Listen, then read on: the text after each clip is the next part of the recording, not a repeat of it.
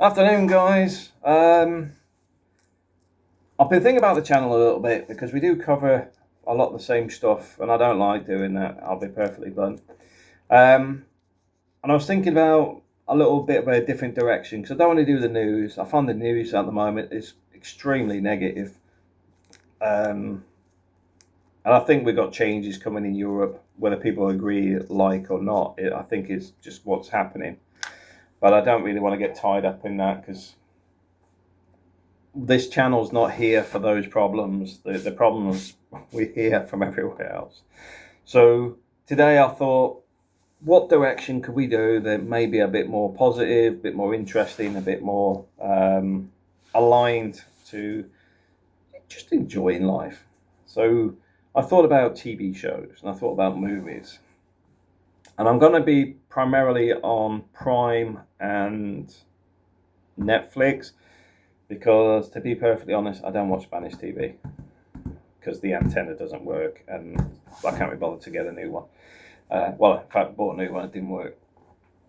So what we'll focus on is Porno Helado, which is porno and ice cream. That's a comedy series which I think's on Amazon. Well, you know what? Either Amazon or Netflix. I'm not going to contest that, and I think they sell everything to each other anyway. So let's just leave that to one side. It's about two guys. It's a comedy. It's about two guys that are in a band. They form a band, and all the antics they get up to with the band. Quite funny. It's done in Argentina. Well, sorry, they're from Argentina, but I think they did it somewhere. They recorded it somewhere else. But I think Amazon's description was it's in Spain. It's not. It's not. It's in Spanish, but it's definitely not in Spain. But I thought some of these would be useful for people learning Spanish because they do speak fast, but at the same time, a bit of subtitles, and you can gather what's going on and a bit of immersion. So that's Porno y Helado, porn and ice cream. Another one, Torente. Torente is movies. Not doesn't mean movies. He has movies. They're just releasing Torente 6. There's a massive billboard up by the shopping outlets up in Alicante. He's a detective, but he's the worst kind. He's corrupt. He's womanizing. It's like a 80s, early 90s sort of sexism and everything else. It's like a Benny Hill sort of era of entertainment. Believe he's very well known in Spain. I do like it. I find it very funny. A lot of those jokes wouldn't pass in the UK these days, but at the same time, I do recommend watching it for the humour. They do like explosions as well, like blowing cars up. But yeah, he's one of the most disgusting characters you'll meet on the planet. You'll see a lot of cameo roles from celebrities in Spain as well, because you got football teams in there. There's a guy, I can't remember his name. He does one of the biggest shows here. He's got always got like a really ratty type beard. I can't remember his name. Maybe you guys can tell me. He's been in there. There's a lot of celebrities that just drop in for like one-liners and stuff in there. So yeah, I do recommend that. Almost Happy is very good. I think that's on Netflix. That's Argentinian, and that's about a DJ and his life. It all seems very like deflated and miserable. So things go right and then they go badly wrong. So he's like always deflated. There's like, if you just watch it, it's just like that all the way through. It's a comedy. It's quite funny. I do recommend that one as another good one. One that I found deteriorated as the storyline seemed to get weaker as it went on was it Juego? I always mix this up. Or Juego de Llaves. Llaves. Somebody can correct me. Game of Keys. where it's about where people aren't happy in their marriage and they start doing the wife swapping and parties where they put the keys in the bowl, all that sort of stuff. I found that the storyline got weaker as that went on. It started off well, but I just got bored. So that's one that may be of interest. I find they speak a bit slower in that one as well compared to, say, Torente. Torente is some bits that are off at 90 miles an hour. What else can I recommend?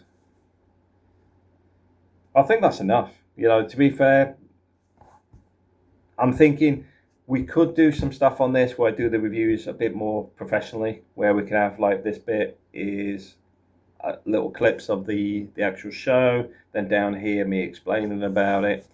But interested to know your feedback, because if everybody goes, nah, not interested in that, then I won't bother doing it. It's as simple as that. Because it is a bit of time consuming to set all this up, but part of this is to encourage people to learn Spanish, and part of it is some of these shows are very funny and good anyway.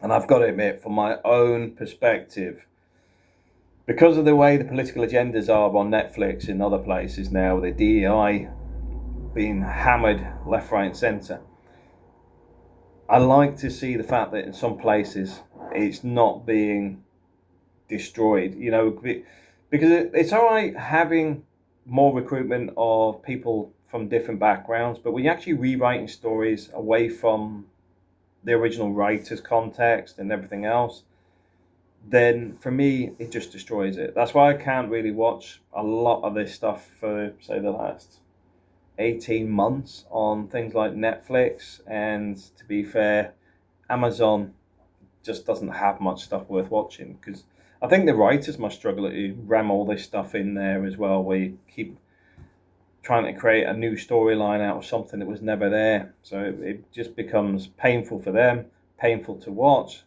and painful for me to pay for it when it's so bad. But the ones I've chosen are more based on humour, they're more based on the storylines that are in them, and things I've actually enjoyed. Oh, one I've missed.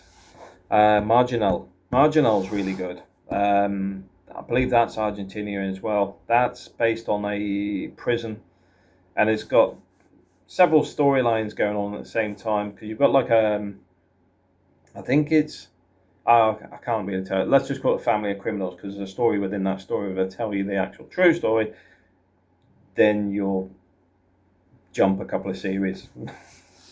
So there's like a criminal family. There's a guy that was in the police that's ended up there in the prison, and the storylines that are multiple storylines going on with different people and different things. It's good to watch. There is some grim bits in there as well, if you like gritty stuff. But I mean, there's just an example of some forced man love in there. But it is a good series, and they do spin it on the last. I think it's in the last episode. They do spin it in a positive way. I think they try to show, because maybe because it's gone so dark, that at the end they do like a musical type thing, just to sort of say, hey, it's only acting type thing. So that's a really good series as well. But anyway, guys, let me know your thoughts, because we can take this in so many different directions. But if nobody's interested in the movie scene and Spanish TV shows, etc., then there's no point. But if you are interested, you can go, hey Matt, this is really good, I'll have a look at it for you. I've got to admit, I do watch stuff in Spanish with no English subtitles as well, because some of this stuff is good. I mean, I think the first 4 Torente movies I watched with no English at all, because they didn't have any subtitles available. But you get the humour even so, and you do pick up words as you're going through, and that's part of it. It's the listening bit. It's where you're picking up new words. But I'm not going to say some of the new words that I picked up in some of these things, because it may affect my algorithm. But there's some colourful language, that's for sure. Anyway, guys, thanks for watching, and have a great Happy New Year when it occurs.